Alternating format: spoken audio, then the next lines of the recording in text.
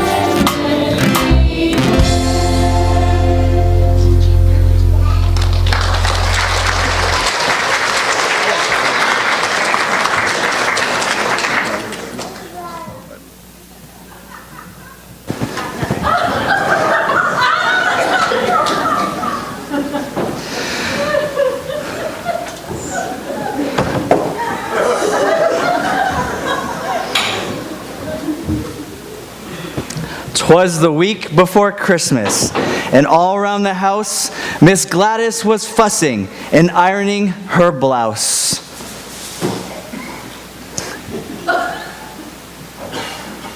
Not a thing out of place could ever be found, for she constantly straightens, and you could eat off the grounds. Her nails, they were perfect. Her hair was in curls. Her clothes, they were costly, envied by all the girls. Her tree was brought in by the greatest designer. It cost her a fortune, but hey, this was minor. She dusted her Bible with painstaking care in hopes that her pastor would notice it there.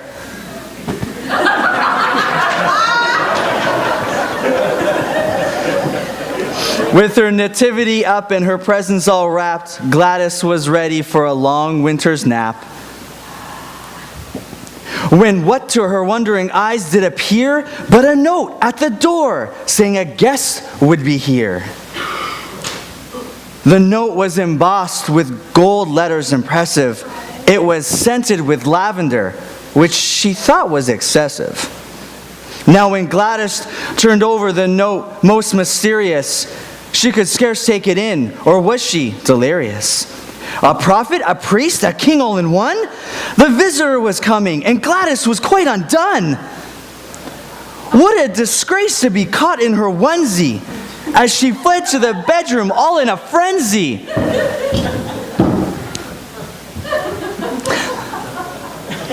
She ripped through her closet with hat boxes flying. She searched through her wardrobe, everything trying.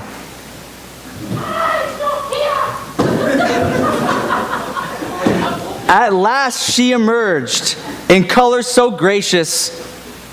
I'm not ready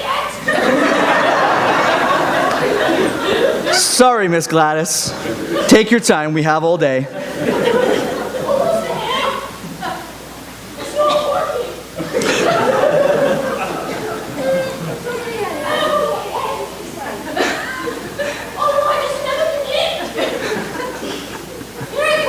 She's having troubles with her onesie. These are hard to take off. At last she emerged in color so gracious. If truth be told, she was looking bodacious. True to form, Gladys made her house ready. She waited for royalty, feeling quite heady. When what did she hear but a knock at the door? When it opened, all she found was a girl who was poor. Who are you? What do you want? I'm very cold and hungry. Are you a king? No, not exactly. Well, you don't look like one. I'm waiting for king. I'm the kingdom, and you're not the king. You're going to have to leave right now. Be gone. Now Gladys considered herself good to the less fortunate, but no one can blame her for getting rid of the subordinate. Determined to be ready to receive her guest fair, she went to the mirror to poof up her hair. She decided to...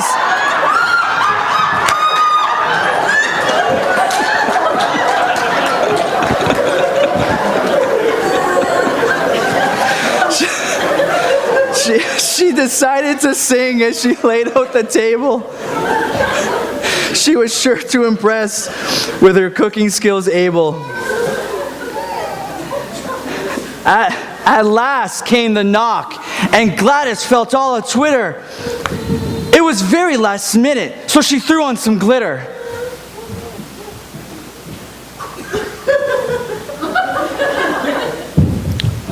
The man at the door was so unexpected. He was filthy and tired and utterly rejected. Who are you?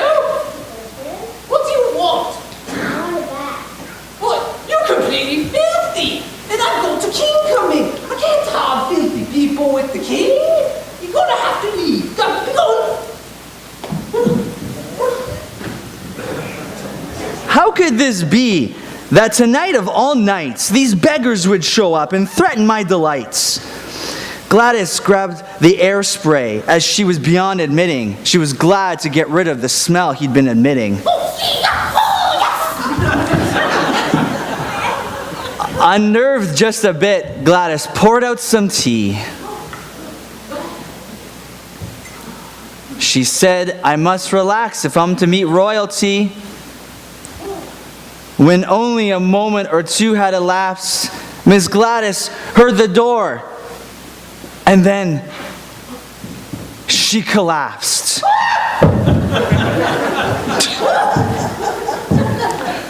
Quick to recover, Gladys jumped to her feet, and to this sick creature said in a voice not too sweet, Who are you and what do you want? Sorry, we don't have a phone here. I promise. We're gonna have to leave now.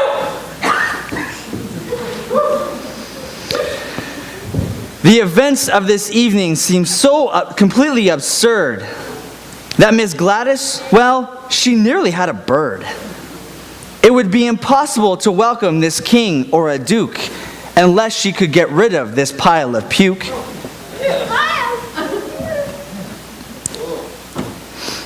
What else could go wrong? This simply can't be.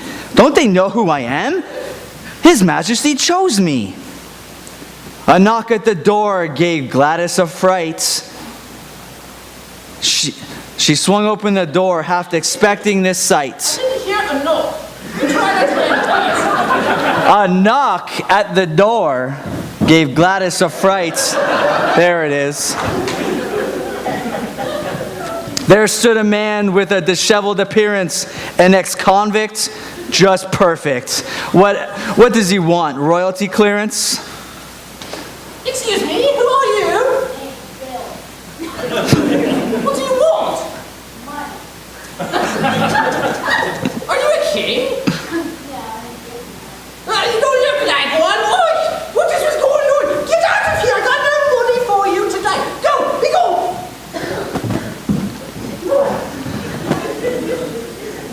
Our lady in question didn't know what to think. Her hopes for this evening were beginning to sink. Something inside her was feeling uneasy. Had she done the right thing? She was feeling so queasy. And then, in a twinkling, a bright light did shine. An angel appeared that was clearly divine. The angel told Gladys of her real worth and reminded her of the humility of Jesus Christ's birth. They talked of the visitors, and God's Spirit helped her see, what you do for the least of these, you do it for me. Gladys now realized the error of her ways, and she knelt on her knees and she started to pray. It's always amazing what God can redeem. We must remember Christ's birth was completely supreme. How God knew the end from Christ's humble beginning, which would offer us freedom from a life full of sinning.